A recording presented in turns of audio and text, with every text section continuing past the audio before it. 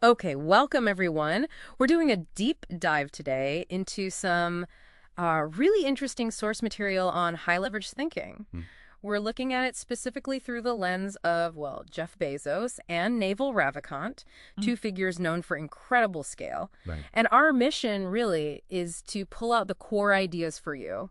How do you get those, exponential results from focused effort? Yeah, moving away from just glorifying hard work for its own sake. Yeah. The cult of hard work, as some sources put it. Exactly. We looked at philosophy, doctrines, even practical toolkits. And how it applies if you're maybe a solopreneur building something on your own.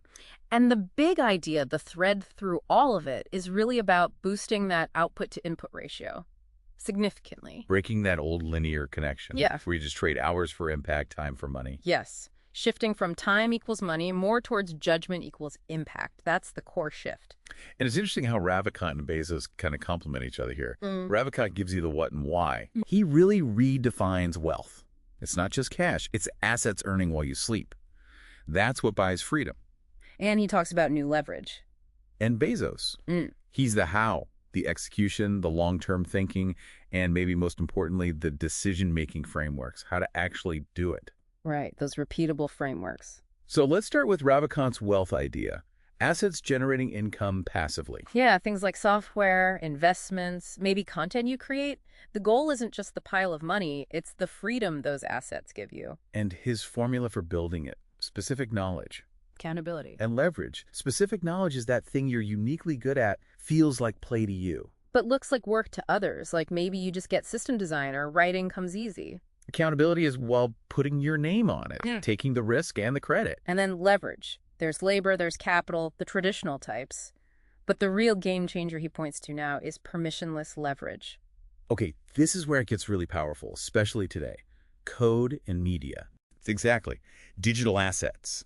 Software, blogs, podcasts, videos. You create it once. And distribute it globally, instantly, at almost zero marginal cost. You don't need anyone's permission to start coding or publishing online. Just a computer and internet. It's Yeah. like building, as he puts it, your own digital army of robots. Working 24/7 for you, Yeah. accessible everywhere. That scalability without needing a gatekeeper, that's huge. It really is. And that connects nicely to Bezos, right?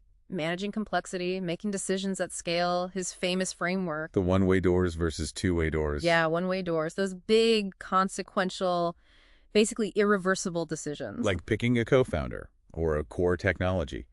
You absolutely need to deliberate slowly, carefully on those. But most decisions, Bezos says they're two-way doors, they're reversible. You can try something, see how it goes, and usually back out if it's wrong.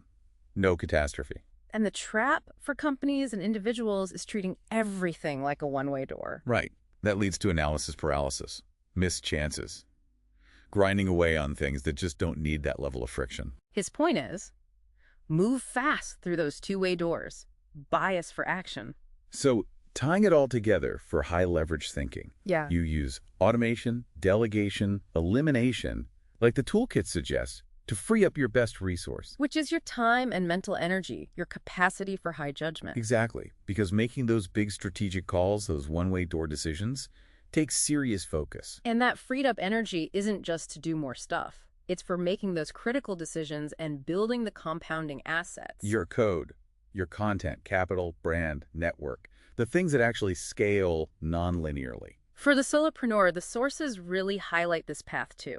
Shift from services, one-to-one, Which is tied directly to your time. to productizing your expertise, one-to-many, decoupled from time, using that permissionless advantage. And a key strategy mentioned is becoming a media operator first.